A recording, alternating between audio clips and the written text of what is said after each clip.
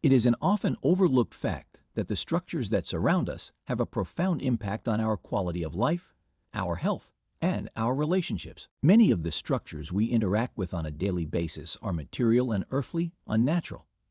They vibrate on a deeper level and are omnipresent in our physical world, although subtle. Higher vibrating structures also exist, but are often lost in the majority of lower structures.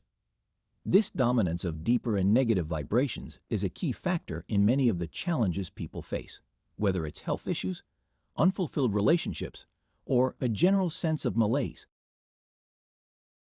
The interaction between structures and people can best be described by the principle of like attracts like.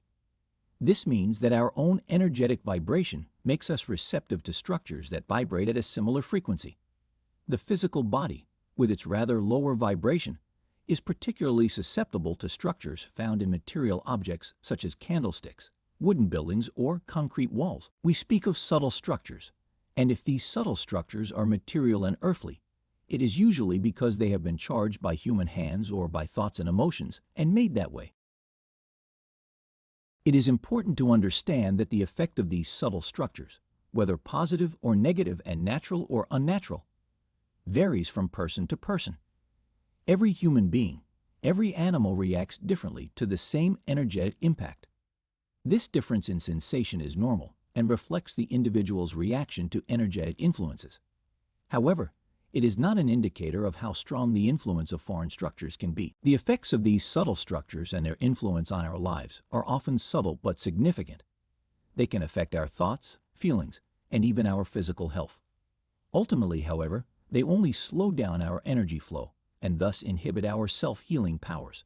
It's a very simple process that runs autonomously. Negative structures such as hatred, envy, and resentment also have an influence on nature, such as soil, trees, flowers, fields, and water. Due to their gross material existence, these earthly and material elements are predestined to be influenced by negative and destructive structures. The material water, for example, similar to the masonry from a previous lesson, is like an almost empty vessel and radiates energy. The deeper the energy of the foreign structures and the longer the water is infected, the more negative and harmful its radiation becomes. This negative influence of the water by subtle structures is an example of how the energetic structure of an element can influence the material and earthly form.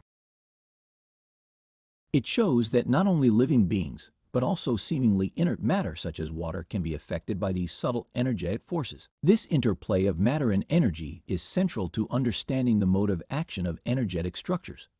Although material objects and natural elements have a physical form, they are surrounded and permeated by an energetic field that makes them susceptible to energetic influences. Thus, subtle structures, even if they are not directly visible, can influence and change a material manifestation.